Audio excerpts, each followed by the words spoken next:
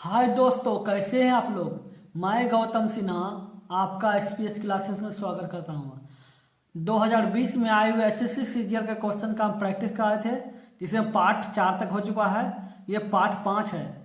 2020 में मार्च में एग्जाम हुआ था, जो 3 मार्च से एग्जाम स्टार्ट हुआ था। ठीक है, उसका हम प्रैक्टिस कर 3 मार्च से लेकर 13 मार्च तक 10 दिन लगातार एग्जाम चला था। समझे। उस 3 मार्च से 13 मार्च तक का जितना एग्जाम में क्वेश्चन आए उनका हम प्रैक्टिस करा रहे हैं। ठीक है, बहुत ही अमेजिंग तरीका से। ये पार्ट 5 है, प्रीवियस ईयर का 2020 का पार्ट 5। ठीक है, ये 2020 में द्वितीय पाली में क्वेश्चन पूछा गया सीजीएल में। ठीक है, चलिए देखते हैं क्या बोला गया है। त्रिभुज ए बी सी एक समबाहु त्रिभुज है। त्रिभुज ए बी सी एक समबाहु त्रिभुज है और ए डी त्रिभुज जो है, पहले त्रिभुज बना लीजिए। समबाहु त्रिभुज, समबाहु त्रिभुज मतलब क्या होता है, तीनों जिसका तीनों भुजाएं बराबर होता है, तीनों बराबर है। ठीक है, ए बी सी जो समबाहु त्रिभुज है, जिसमें ए डी लंब है बी सी पर। ए डी लंब है, ए डी जो लंब मतलब 90 डिग्री लंब है बी सी पर लंब है डी। ठीक है, जहां बिंदु डी जो है बी सी पर स्थित है, बी सी पर तो स्थित है, बी सी पर डी स्थित है, सही बात है। ए डी 4√3 है, तो मतलब ए डी जो है, ये ए डी मतलब यहाँ से यहाँ तक का जो लंबा दूरी है 4√3, ठीक है, सेंटीमीटर। हाँ, तो ए बी सी का परिमाप, ए बी सी का परिमाप मतलब होता है तीनों भुजा का योग। ये तीनों भुजा का योग। तो एक ये आपका क्या है, देखिए ये जो है ऊंचाई है ना, ये ऊंचाई है, त्रिभुज इसकी ऊंचाई है। ठीक है, ऊंचाई है। तो एक बार जान लीजिए, समबाहु त्रिभुज की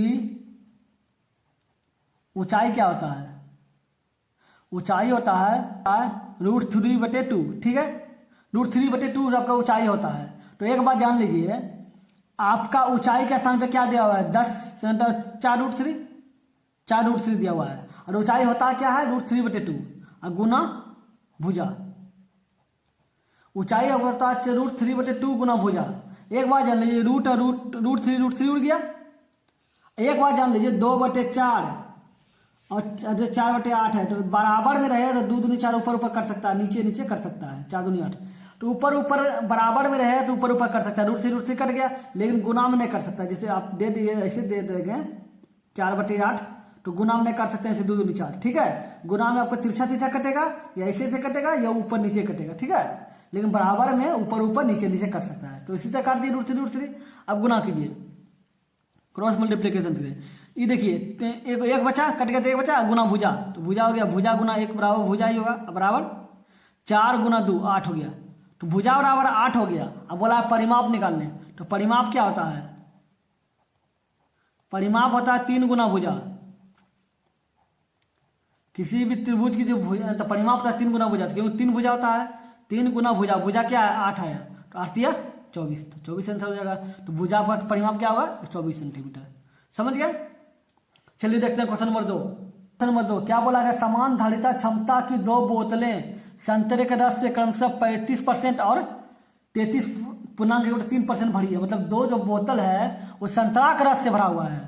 संतरा के रस से, संतरे का जो संतरा का रस से भरा कौन है, ये पहला बोतल क्या है 35%। ठीक है, और दूसरा बोतल क्या है 33.3%। ठीक है, वे सब के रस को पूरी तरह भरी जाती है। ठीक है, वे जो है सेब के रस से, सेब होता है, इस संतरा का रस दिया हुआ है, इतना दिया, वो बोल रहा है कि बोतल को जो है ना सेब के रस से भर दिया जाता है। सेब के रस से संतरा रस तो 35% है, अब बाकी जो खाली जगह है वो सेब का रस है, तो बोला सेब के रस से भर दी जाती है।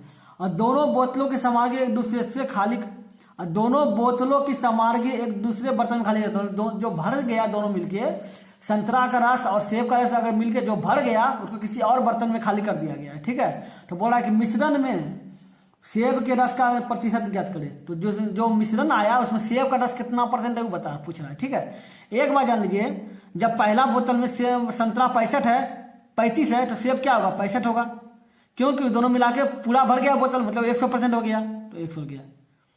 तो यहाँ क्या हो जाएगा, सेब का रस क्या हो जाएगा 35%। ठीक है, और फिर इधर जो सेब का रस होगा इस दूसरे बोतल में, ये A नंबर बोतल हो गया, ये B नंबर बोतल हो गया।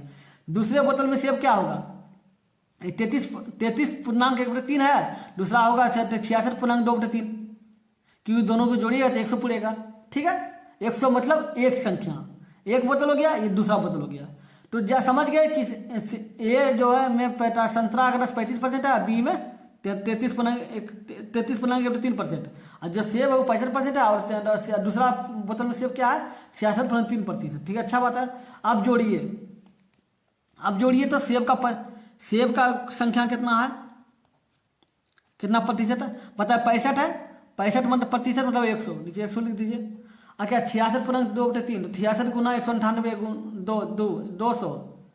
200/3। ठीक है, ये तो संख्या लिखे, लेकिन प्रतिशत में तो 100/100 होगा, तो कर दीजिए 65/100 प्लस 200/300। अब 300 हो गया तो लघुत्तम ले लीजिए, 300 का 300, 100 इंटू 300 3 हो गया, 65 दिया 195 और प्लस 200, क्या हो गया 395/300। अब काटिए 5 से, 7 × 5 = 35, 4 × 45, 9 × 45, इधर 5 × 60। ठीक है, 5 × 6 किया 30 पड़ेगा, 5 × 6 किया 30 पड़ेगा, 6 × 5 = 30, एक जीरो बच गया तो जीरो लिख दिया। मतलब क्या हो गया, सेब का प्रतिशत क्या हो गया, सेब आपका हो गया 79 ठीक है। टोटल का प्रतिशत क्या है, टोटल कितना होगा, एक बोतल मतलब 100%, दूसरा बोतल मतलब 200%। 200% मतलब क्या हो गया 2, आपका टोटल 2 है, सेब इसमें 79/60 है, तो बोल रहा है कि प्रतिशत सेब का प्रतिशत निकाले, तो 79/60 है कितना में 2 में, प्रतिशत निकालना है तो गुना 100 कर देंगे। अब काटिए 1 0 1 0, 2 3 6, 2 5 10, कट गया। अब देखिए गुना कीजिए ऊपर 9 × 5 = 45 हो गया, बाकी रहा क्या 4, 7 × 5 = 39 बटे 3 दूनी 6 हो गया। अब देखिए लाइए कितना बन रखेगा, 6 × 36, 6 × 36, और जो बच गया कितना 3, जो हो गया 55 हो गया। तो जोड़िए 9 × 54, 9 × 54 कितना बड़ा खाएगा, ठीक है ना। इधर देखिए 6 × 36 39 हो गया, इधर 36 3 बच गया 35 हो गया, तो कितना बार में खाएगा 35 है 6 से, तो 6 × 36 नहीं होगा, 6 × 5 = 30 होगा। ठीक है, आप बच गया 35, 5 बच गया 9, 5/6, इसका मतलब क्या हो गया 65.5/6, आंसर है क्या 5/6, ये सेब का प्रतिशत निकला। ठीक है, तो सेब का है 79/60, 79/60 है, 2 टोटल कितना है 2 गुना 100 कर दिए, आ गया 65.5/6, तो 65.5/6 ये हो गया, इसका आंसर ये हो जाएगा। समझ गए, द्वितीय पाली में पूछा गया क्वेश्चन है, समझ गए। चलिए देखते हैं क्वेश्चन नंबर 3। क्वेश्चन नंबर 3, अब बताइए व्यंजक जो दिया हुआ A + B - C Q EQ और बाहर में 8Q दिया हुआ है। अगर आपको पता होगा तो बता देते हैं, अगर सोचिए अगर कैसे करेंगे, इसे हम कर सकते हैं A + B - C √3, मतलब Q plus A - B + C Q। ठीक है, ये देखिए प्लस में है, बाहर बराबर के बाहर प्लस है, इसको बराबर के अंदर कीजिए तो माइनस हो जाएगा ना, कीजिए -2A, 2 का क्या हो जाएगा 8 हो जाएगा, 2 का 8 हो जाएगा, 2 का आपका 8 हो जाएगा, और ये का AQ हो जाएगा, तो 8Q हो गया। अब बताइए AQ BQ CQ। ठीक है, अब एक बात जान लीजिए, अगर A + B + C = 0 होता है, अगर A + B + C = 0 होता है, तो AQ अगर ये कंडीशन रहेगा तो, ठीक है, तो AQ BQ + CQ बराबर 3ABC होता है। ठीक है, तो पहले देखिए ABC हो गया, तो हमको देखना होगा इन सबको जोड़ के 0 होता है तब इसे तो बैठाएंगे, बैठाइए जोड़िए A + B - C, ठीक है, प्लस A - B + C, ठीक है, प्लस ये देखिए माइनस है तो प्लस -2A लिख दीजिए। देखिए एक A हो गया, एक 2A हो गया, और ये 2A माइनस में है, ये दोनों A जो है प्लस में है, ये माइनस में, तो कट जाएगा, ये दोनों A कट जाएगा। ये देखिए माइनस में है, ये देखिए प्लस में, कट जाएगा। ये देखिए माइनस में, ये देखिए प्लस में, कट जाएगा, टोटल कट गया, इसका मतलब जीरो हो गया। अगर ये संख्या जीरो हो गया तो इसके बराबर क्या हो गया, इस सूत्र क्या हो जाएगा, ए क्यू बी क्यू और C Q, A Q B Q C Q बराबर क्या हो, 3ABC, ठीक है, 3 हो गया, ए के स्थान पे ई हो जाएगा, बी के स्थान पे ई हो जाएगा, सी के स्थान पे ये हो जाएगा, -2a, ठीक है, क्योंकि सी तो इसी को माने हैं। अब बताए 3 दूनी 6 हो जाएगा, तो माइनस के साथ 6a हो जाएगा, 6a हो जाएगा, ये उतार दीजिए, ठीक है, फिर a - b + c हो गया। अब देखिए 6 वाला कहीं ऑप्शन है, 6 वाला ऑप्शन 1 2 है, ये दोनों कट गया, इस 3 वाला तो ऑप्शन कट जाएगा। अब ऑप्शन के साथ चलिए, देखिए ये माइनस है तो अंदर माइनस जब घुसेगा तो प्लस को माइनस, माइनस को प्लस कर देगा, ठीक है। तो देखिए ये हो सकता है, ये देखिए ई वाला तो ये प्लस में है, इसका बी जो है यहाँ देखिए प्लस में है, ये माइनस में है, ठीक है, कोई बात नहीं, इसको देखते हैं। ये देखिए ए का ए, बी का बी, सी का सी, सी माइनस में तो माइनस में दिया है, ए का ए, बी का बी, सी का सी, सी माइनस बी माइनस में, इधर भी बी माइनस में है। अब बताइए सेम उतार दिया है, सेम तो होगा नहीं, क्यों, क्योंकि माइनस में है, जब माइनस अंदर जाएगा तो प्लस को माइनस बदलेगा, माइनस को प्लस में बदलेगा, ठीक है। तो ये तो कट गया, सेम तो उतरेगा नहीं, तो बच क्या गया, ये बच गया, तो बस वही लिख दीजिए 6a, a + -b या +c, फिर c -a अब -b। अब बताइए, देखिए जो माइनस में अंदर घुसेगा तो देखिए प्लस में है b, तो इसको माइनस में कर देगा, ये माइनस में है तो इसको प्लस में कर देगा, इसी प्रकार इसको भी करेगा, ठीक है। ये a देखिए प्लस में है, इसको जब अंदर घुसेगा ये माइनस, तो इसको माइनस में कर देगा, ठीक है, हो गया। तो चलिए आपका ऑप्शन ये वाला हो गया, ये नंबर, चलिए हो गया। चलिए देखते हैं क्वेश्चन नंबर 4। क्वेश्चन नंबर 4 क्या कहा गया, अनु किसी वस्तु का विक्रय मूल्य उसके उत्पादन की लागत से 25% अधिक अंकित करता है। कोई बात नहीं है, मान लेते हैं, माना की लागत 100 रुपया होगा, लागत 100 रुपया है। अब बोल रहा है कि 25% अधिक अंकित करता है, तो 25% अधिक अंकित करने पर क्या हो जाएगा, ये 100 दिया हुआ है, ये 125 हो जाएगा, 25% अधिक बोल रहा है तो 125 हो जाएगा, ठीक है, अच्छा बात है। अब बोला यदि उत्पादन की लागत 20% बढ़ जाती है, तो लागत क्या है, ये लागत ना है, अरे क्या बोल रहा है, उत्पादन अधिक, ये अंकित मूल्य हो गया, ठीक है। अब बोला उत्पादन की लागत 20% बढ़ जाती है, तो उत्पादन लागत क्या 100 है, ठीक है, तो 120 बढ़ जाएगा। तो अगर उत्पादन की लागत बढ़ने पर उत्पादन की लागत 20% बढ़ने पर क्या हो जाएगा, ये 100 दिया हुआ 120 हो जाएगा, ठीक है। अब बताइए 100 रखा था, 100 अंकित लागत मूल्य रखा था, तो आपको अंकित मूल्य 125 किया, लेकिन लागत मूल्य अपने मन से बढ़ा दिया 120 बढ़ाया, ठीक है, और उसका विक्रय मूल्य 10% बढ़ा दिया। तो विक्रय मूल्य क्या रखा था, बेचने के लिए जो अंकित किया था कितना 125 किया था, तो इसका 10% बढ़ा दिया, 10% बढ़ाइए, ठीक है। क्या बोला, विक्रय मूल्य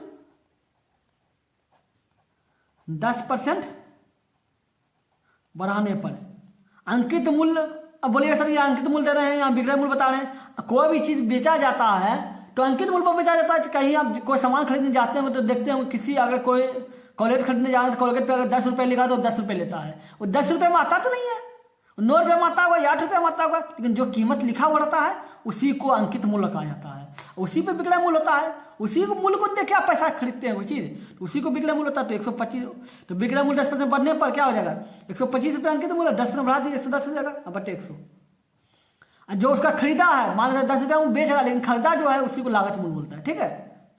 तो बोला है कि लागत मूल्य 20% बढ़ गया, मतलब जो खरीदा था उससे कीमत अगर 20% बढ़ गया तो हम भी बढ़ा देंगे ना, हमको 20 रुपया खरीद के ज्यादा 20% ज्यादा खरीद के आया है तो हम भी तो खरीद के बेचेंगे, ज्यादा लगा के बेचेंगे। तो ये बोल रहा है, तो काटिए 25 से 100, 25 25 125, तो खुला 155, 11 5 55, 0/4, ठीक है। आप इसको भाग दीजिए, कितना, एक बार में 1 तो 15, तो 4 तिया 12, 30 हो गया, 7 चौक 28, 30 हो गया, 4 5 20, मतलब 137.5। आपका कीमत बढ़ने पर इसका कीमत 120 रुपया किया गया था, ठीक है, और इसको बेचा जब कीमत बढ़ा के 137 रुपया में, तो लाभ क्या हुआ, बेचा कितना 137 रुपये में, 137.5 रुपये में। अब कीमत कितना बढ़ा के किया था 120 रुपये, तो 120 रुपये घटा दीजिए। लाभ के 17.5, लाभ 17.5 हो गया। अब बोल रहा है कि उसका लाभ प्रतिशत निकालें, तो लाभ प्रतिशत लाभ बराबर होता है लाभ गुना 100 बटे क्रय मूल्य। ठीक है, लाभ कितना 17.5 हो गया और गुना 100 हो गया। अब बताइए किस पे क्रय मूल्य क्या होगा, बढ़ा के क्रय मूल्य 120 क्या आ गया, तो 120 हो जाएगा। उड़ाइए 10, अब एक जीरो कट गया, एक जीरो कट गया। अब खिलाइए, एक बार में 12 तो गया 55, तो 5 48, 12 12 अपने साथ नहीं, तो 5 48 हो जाएगा। 14 पॉइंट, तो यहाँ 14, यहाँ देखिए 16 13, देखिए यहाँ 13 16 15 14 एक ही है, तो एक ही आंसर मान लेंगे 14.6। अब आगे भाग कीजिए तो यही होगा। ठीक है, समझ गया कैसे आया लाभ। चलिए हो गया। अगर वीडियो अच्छा लगा तो लाइक कर दीजिएगा, अगर अपने चैनल पे नए हैं तो सब्सक्राइब करके ऑल में प्रेस कर दीजिएगा। और जो भी लोग रीजनिंग मतलब इसी सीजीएल में आए क्वेश्चन का प्रैक्टिस करना चाहते हैं उनको वीडियो जरूर शेयर कीजिएगा। चलिए फिर मिलते हैं अगले वीडियो में। Good bye.